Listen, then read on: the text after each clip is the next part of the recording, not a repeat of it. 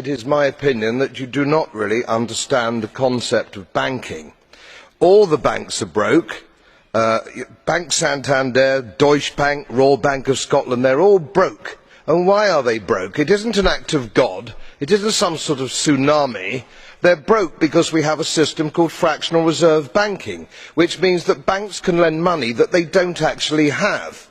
It's a criminal scandal and it's been going on for too long.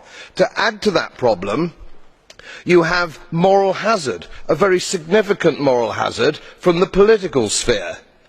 And most of the problem starts in politics and central banks, which are part of the same political system. We have counterfeiting, sometimes called quantitative easing, but counterfeiting by any other name. The artificial printing of money, which if any ordinary person did, they'd go to prison for a very long time. And yet governments and central banks do it all the time. Central banks repress the amount of interest that rates are, so we don't have the real cost of money.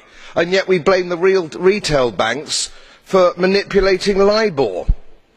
The sheer effrontery of this is quite astonishing. It's central banks that manipulate interest rates, Commissioner. And plus, underneath all this, we talk loosely, in a rather cavalier fashion, do we not, about deposit guarantees.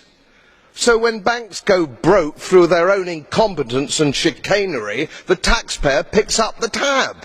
It's theft from the taxpayer. And until we start sending bankers, and I include central bankers and politicians, to prison for this outrage, it will continue.